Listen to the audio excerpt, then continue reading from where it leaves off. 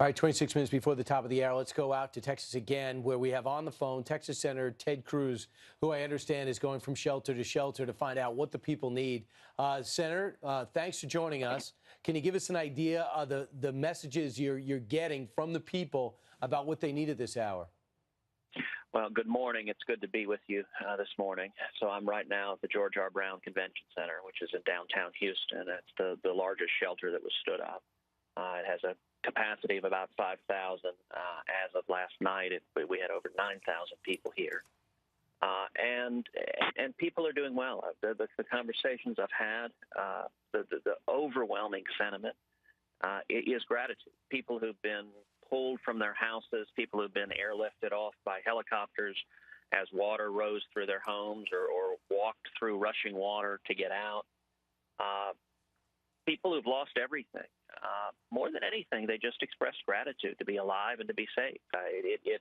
It's inspiring, given it is obviously deeply traumatic to lose your home, to lose everything you have, to lose wedding pictures and all sorts of things that are near and dear to your heart. And yet the sentiment over and over again I'm hearing is people are just saying, thank God I'm alive. Thank God my kids are alive and we're safe.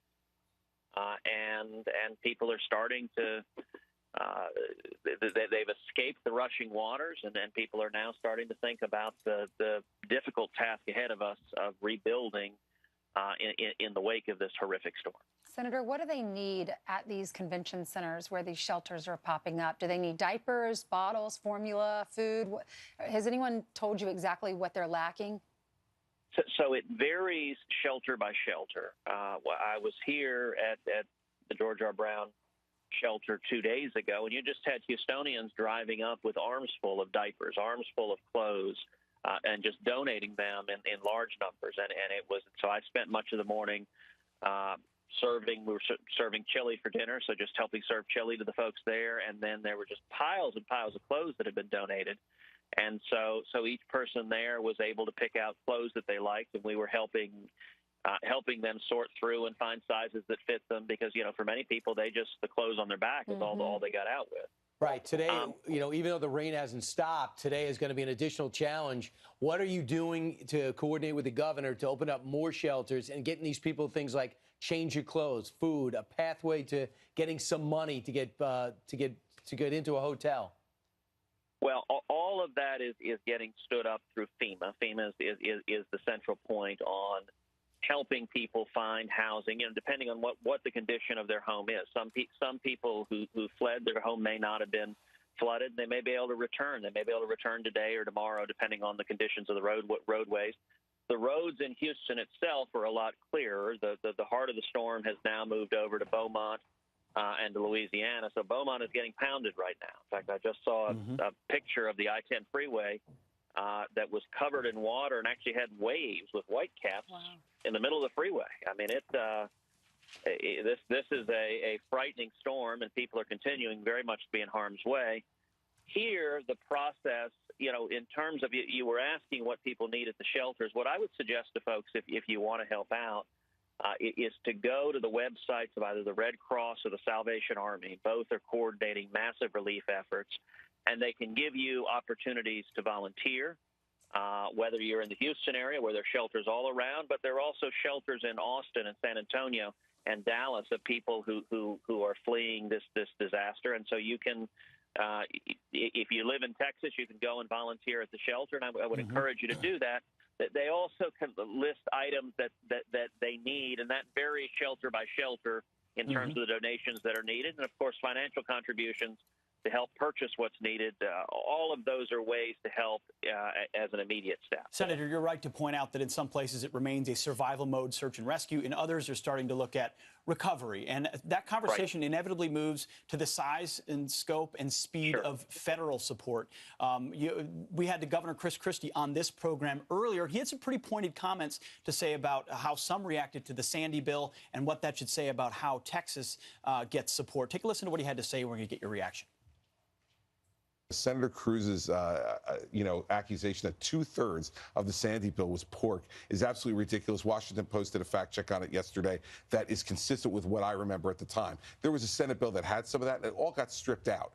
because all of us, including the people in New Jersey, objected to it.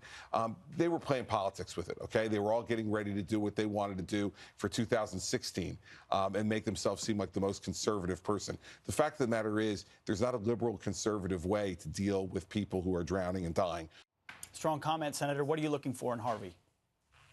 Well, look, I'm sorry that there are politicians who seem really desperate to get their names in the news and are saying whatever they need to do that. We have a crisis on the ground of people who are hurting right now, people who are in harm's way, whose lives and families are in jeopardy as we speak. And I'll tell you, my focus, and I wish the focus of others, would be on saving the lives that are being threatened. I have been spending much of the past week. I've been in Houston for the past week, almost nonstop. And I've been spending much of the past week trying to coordinate federal, state, and local search and rescue efforts, make sure we have the assets on the ground, make sure we have helicopters and boats and high water trucks, make sure we're able to get the resources to the people who are in need. And I think that should bring us together. Now, when the storm passes, and it will pass entirely, hopefully in the next couple of days, the communities will begin to rebuild, and that's going to be a long process. And it's a process that's set out by statute. The FEMA statute sets out a formula for calculating how disaster relief works, the funds that are available, the loans that are available for people to rebuild their homes, to rebuild their businesses. That is a long standard formula, and I think we can fully expect that Congress will step up in a serious way to meet what is going to be an enormous need. The damage has been devastating. No one right now has calculated the magnitude of the damage because everyone is rightly focused on saving lives. There is a time in the process where you work on rebuilding, but the first priority has to be saving lives. And when we move forward, I think we will see Congress act united to provide the relief to the citizens of Texas that they're entitled to under federal law.